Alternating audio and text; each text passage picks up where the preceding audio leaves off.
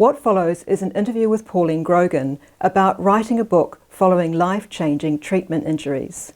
My name's Jade Reedy and I'm her editor.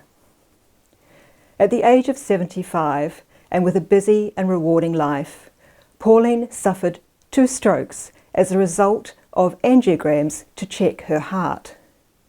The first was due to a known allergen and the second was unauthorised. It caused a severe bleed on her thalamus, from which there is no coming back. Pauline now lives with severe neuropathic pain. Despite that, she has written a book, so the best-selling author of Beyond the Veil talks with me about the power of music to heal. So tell me, Pauline, about the impetus for this book. I think it began when I was born, because my mum had polio, and every day I woke up, she was practicing the piano, trying to get her polio hand working. I was the 6th of 10 children, so there was music everywhere, and all of us actually learnt music. And then instruments came along, and Dad was Irish, and if anybody could sing Irish songs, it was my dad. And so music was just a part of me. And little did you know that it would actually become your therapy as well. Oh, absolutely. I would never have dreamt that. And I remember when you first approached me about a book that you wanted to write and really hadn't even started. The initial idea was more of an academic kind of book, talking about the science of music and the ins and outs of the technicalities. Absolutely. That's what it was about, because that came about from my work for over 35 years of taking funerals, where people would ask me once if they'd been diagnosed with a terminal illness, not only to take their funerals, but to make sure they had the music they loved. And I thought that would be quite simple, and I would say, of course, when you're in care, I'll make sure that you've got your playlist, I'll make sure that everything is set up for you.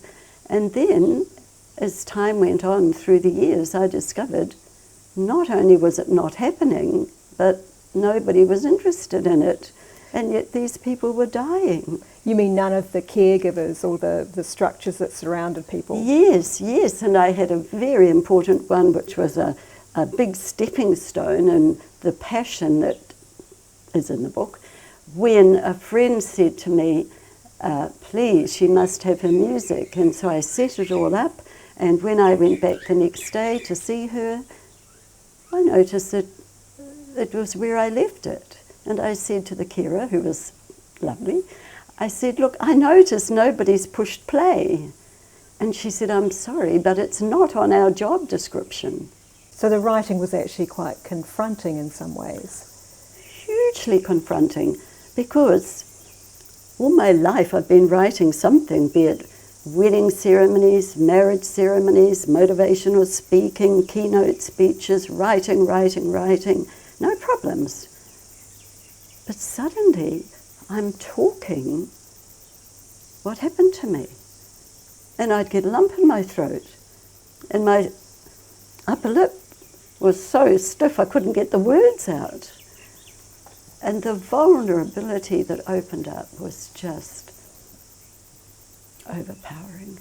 I talked to the wonderful doctor I've been under at Green Lane Pain Clinic, because there's neuropathic pain every moment of every day and night.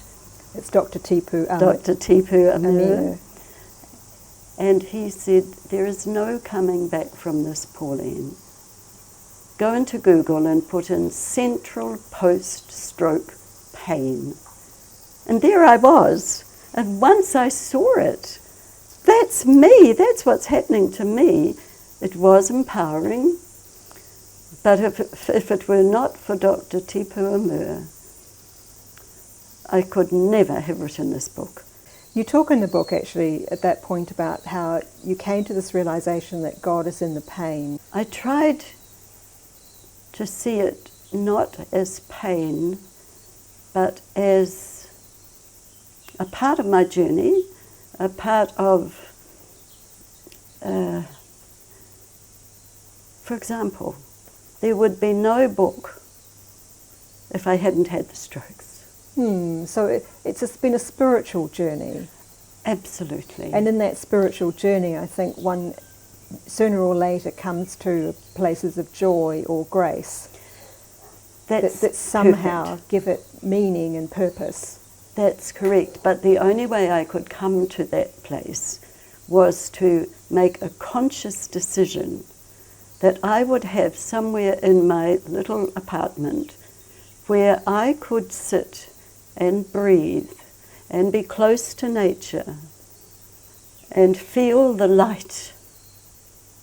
To me, all the answer lies in the light. And when I watch the sunrise each day, I feel embodied in that light. And that's what I mean by finding God in the pain.